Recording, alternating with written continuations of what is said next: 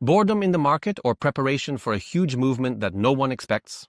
I'm even talking about Ethereum here, and when I talk about Ethereum, it means something is brewing. Are we entering a bear market, or is it just a deepening correction? What do I believe more? Where are my zones? The next buying zones? Where? And why did I buy ETH? How much do the big players want to scare the street? Why are they doing it? And how should you behave now? The most important on-chain data, which doesn't look promising at the moment, my charts, my zones, which are the most important to me right now, and of course the key market information, so sit back and enjoy watching. So, my dear friends, let's start with the on-chain data. So, my dear friends, first up, short-term holder STH, S-SOPR indicator. And here, listen, short-term holders are just drowning, you could say, because their bugs definitely don't look good. Do you remember how I recently told you that if we break through this red line, from below, retest it, and start falling lower and lower, it will be the first sign that we might actually be starting, maybe not immediately a bear market, but a really deeper correction. So you could say that the hodler's bugs are, for the second time in this cycle, so deep and for so long. Underwater. To make their positions profitable again, it's crucial to break through, listen, 93,000. And to stay above that level, if we don't break above $93,000, which means returning here to this part of our chart, above this red line, short-term hodlers might be in longer trouble. Because as we know, long-term hodlers have things set up a bit better. They have made better purchases at better prices, while short-term hodlers have bought at least above $93,000, which might be quite a problem for them. Because we are quite low, under that red line, and it really doesn't look promising, since it's not like we touched it once and started to fall somewhere. We have already retested this level, right? And for now, it doesn't look like we want to return to it quickly. So here, strictly on this on-chain analysis, one could say that it might indicate a deeper correction. All right, listen. We are moving on to Bitcoin futures open interest versus 7-day price change. And here the current increases are driven mainly by highly leveraged positions. So you can see that we have a leverage rally here and things are really happening. And well, what happens when the market is mainly controlled by leveraged positions? It certainly doesn't look good because then it's not driven by regular spot investors who have no problem buying, waiting, and selling in X months or even X years, but by, you could say, impatient people, because unfortunately, in the futures market, a larger number. These are people who lack the patience to hold their positions, primarily because they don't have good money management, position sizing, and they get cut out too quickly. And as we know, the general public takes 5% of the market pie. The rest are the big players, whales, institutional banks, governments. So, they are really able to manipulate those who don't have well-positioned positions in the futures market without any problem. And well-chosen capital, which causes them to be wiped out very quickly. And this liquidity is very easy to scoop from the market. It's very easy to knock out such investors, which leads to further market trends. The question is whether it's upward, because for now, it doesn't look good. Here, my dear friends, we now move on to a very important chart, which is the capital rotation net position change. And listen, Ethernet, how is it with Ethernet? Poorly, but I would like to draw attention to what is happening. With Bitcoin, that is, here with this orange color and the money flowing into it, but in increasingly smaller amounts because of course it flows in, but the amount of money is simply decreasing. There is so little of it, listen, that if it continues like this, in the coming week, we will have the first situation in this cycle where money is leaving Bitcoin instead of coming in. The question is what will happen to the market then, because if money actually stops flowing into Bitcoin, well, we have two scenarios here. Either we will indeed start deepening the correction precisely because the money will be flowing out, generally speaking from the market, because on this chart it shows that everything is actually doing best. Tether is managing well, but unfortunately Tether won't appear at $5. So the second situation is the first one. This is the negative bearish scenario, that we will actually start falling into a deep correction, maybe even into a bear market, if everything continues to flow out of this market due to short-term investors with weak hands who are unable to hold because they bought at too high a price. Loop cash will start flowing into altcoins, meaning we will see a legitimate flow of money, and finally altcoins, I think, with a significant bypass. I'm not saying Ethereum won't grow, but with a significant bypass. Ethereum will simply start having cash flow into altcoins, and finally they will begin to build the upward trend that we are all waiting for. And also remember that the market is exactly about this, for the big players, the major investors, to make all of us give up, either because of too many losses, or because the market is boring, or because we've been waiting so long that we simply can't wait any longer, and the next day there will be a pump as soon as we sell. So, keep in mind that the investments you hold on the spot market, meaning long-term ones, should just stay there. Don't worry about them, don't sell. Of course, if you are in a very bad position, meaning you bought at a very high price and your portfolio is down by 50%, ask yourself whether it's better to lose those 50% and sell now, or just hold on to your assets.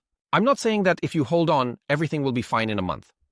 But sometimes it's worth holding on even longer, a year, 2 or 3, because as long as you don't sell, you haven't lost, and sooner or later the market will get back on track. If not this year, then next year, and if not next year, then in the following years. Now we move on to the stably net position change. And here, when it comes to stablecoins, they are in a similar situation, you could say, as Bitcoin. It's a little slightly better, you could say, and the zero line boundary, which you see here, is further than for Bitcoin. However, one should consider what is happening with the money that is flowing out of Ethereum and Bitcoin, and from stably it might actually start to flow out.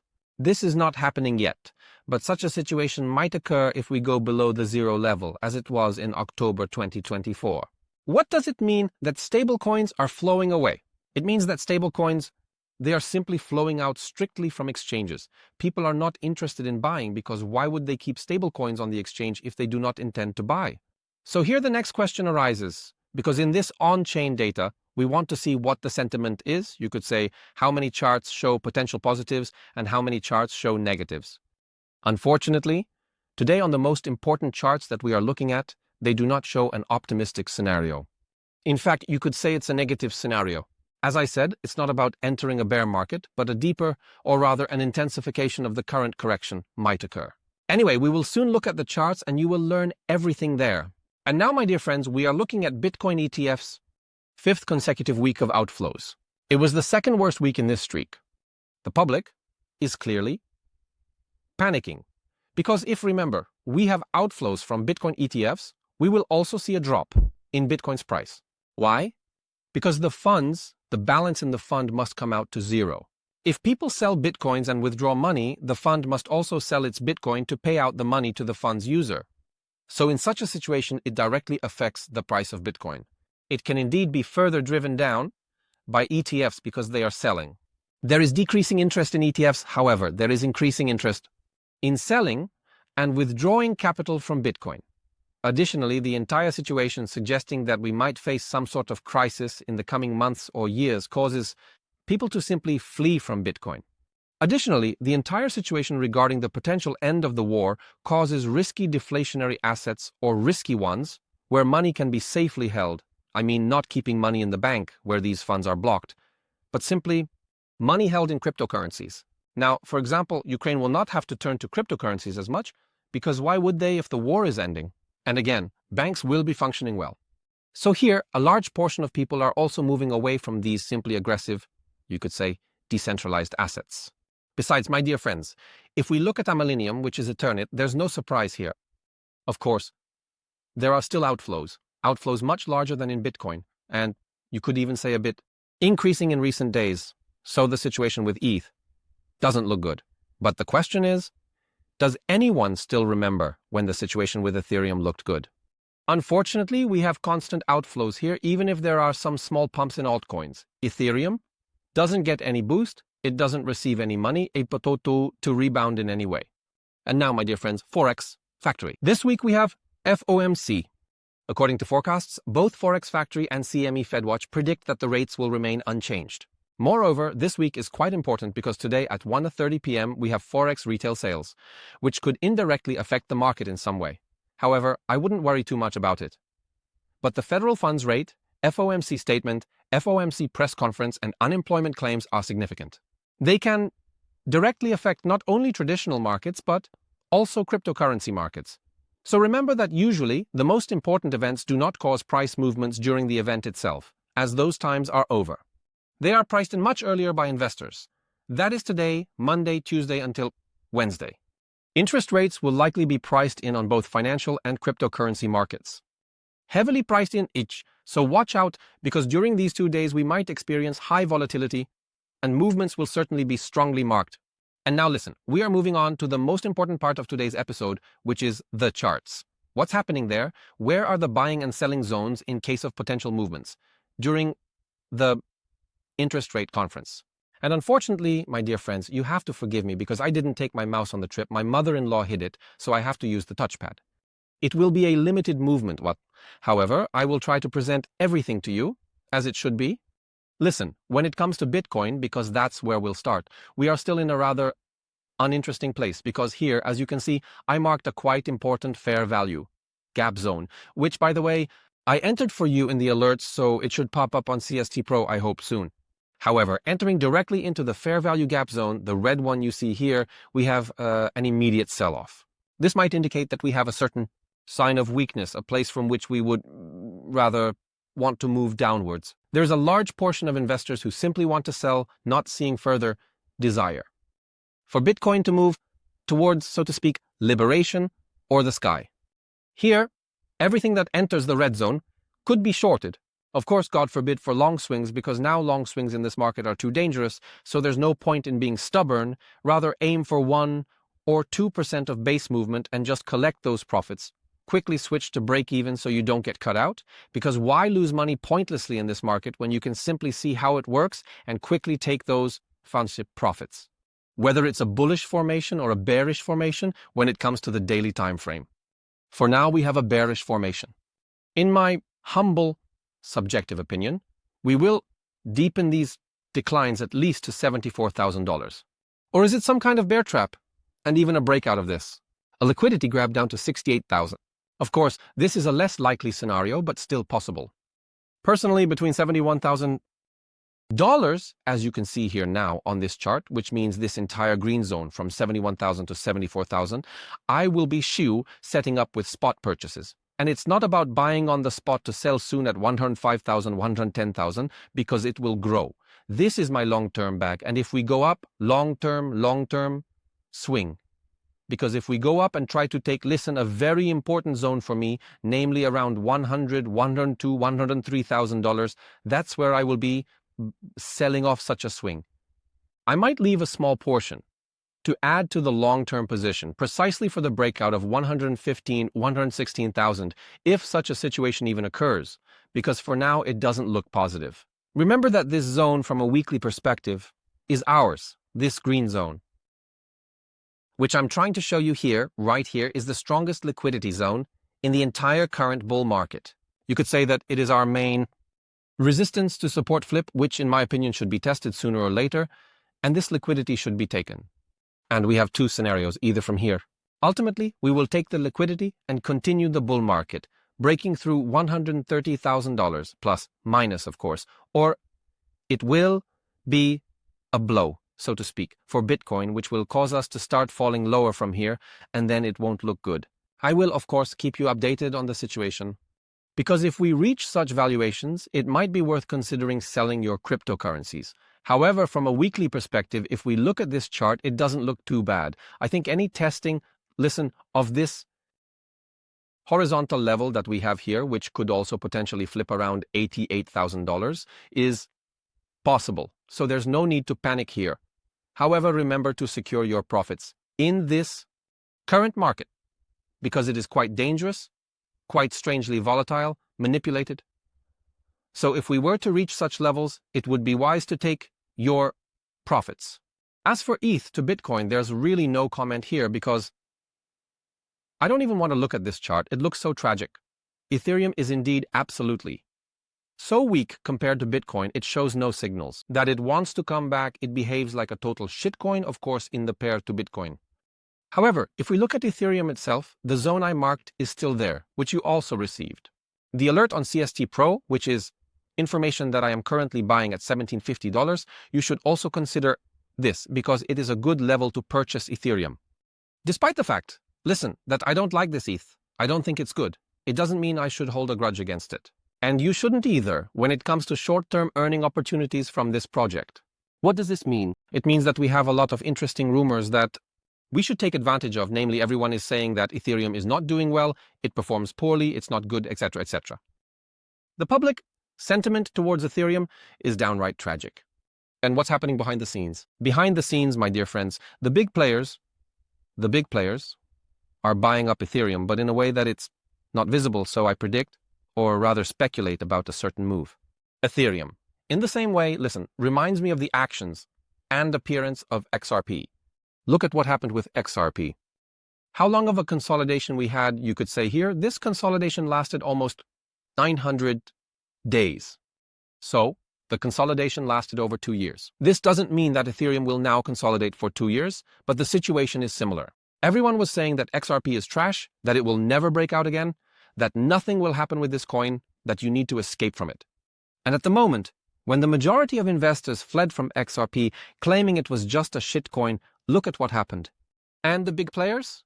Here on the on-chain strictly, I told you this when I was buying Ethereum. God, when I was buying XRP at 39, 42, 51 cents, that something is brewing behind the scenes, that you can see the big players are buying up XRP.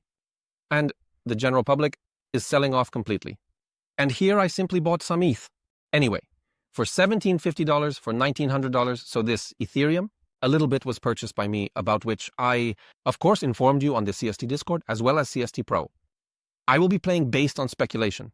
Not because the asset is amazing, because it's crappy, but I'm playing based on the speculation that the big players are buying, and maybe we are preparing for some breakout. Maybe even up to $6,000. My positions on Ethereum, which I have now bought, and I think I will buy more if we drop under this rumor, because the idea is to completely exhaust investors on Ethereum, making them sell all their Ethereum. And then, if we see any movement, I will simply sell in batches.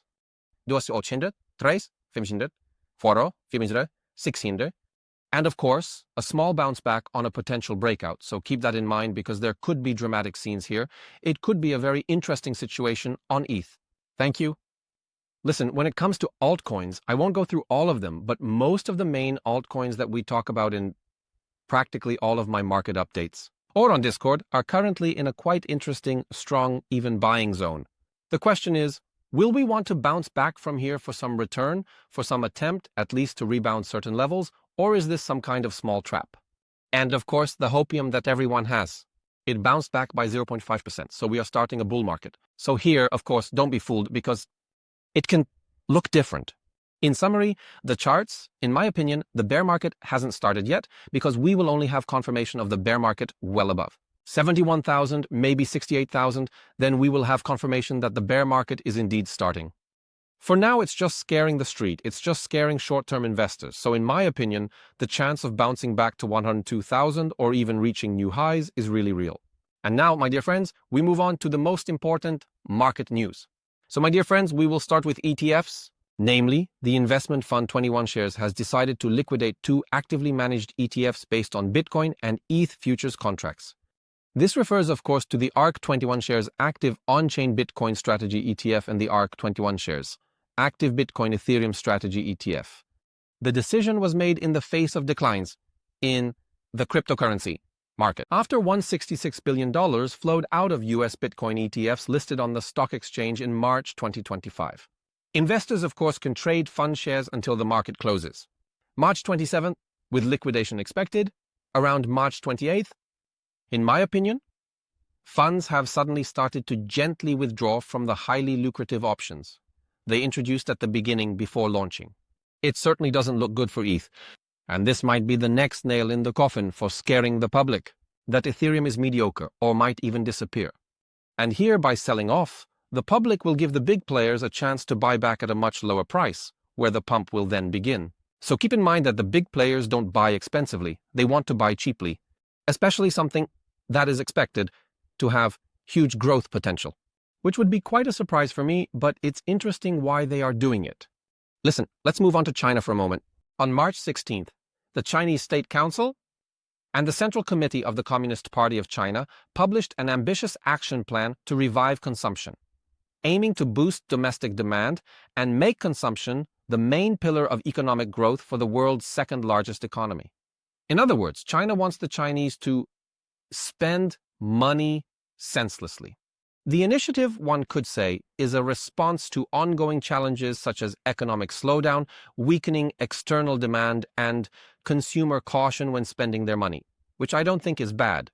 Of course, it's bad for the economy. However, it is evident that people are approaching this cautiously. The plan focuses on several key areas. Firstly, it anticipates increasing residents' incomes by raising the minimum wage and introducing stricter regulations to protect against non-payment of wages. Small and medium-sized enterprises. Additionally, the plan includes improving the quality of services and modernizing infrastructure. Consumer and optimization of the purchasing environment, including the development of new forms of commerce, such as e-commerce or the sharing economy.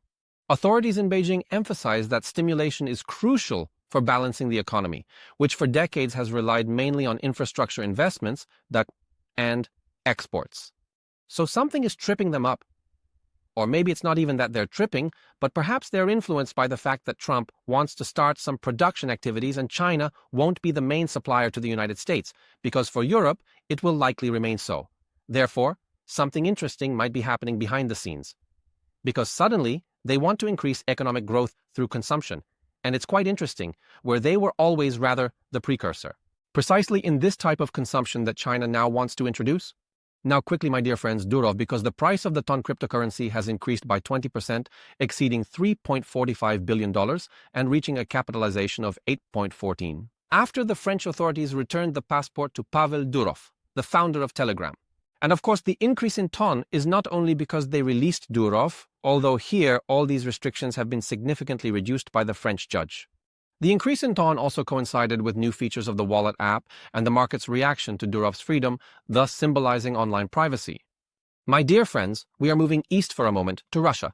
Russia is using cryptocurrencies such as Bitcoin, Ethereum, and Stably to trade oil with China and India, according to reports from Reuters and Coindex. And Russian oil companies, are converting Chinese yuan and Indian rupees into rubles using cryptocurrencies, supporting an oil trade market worth $192 billion, also a very interesting situation.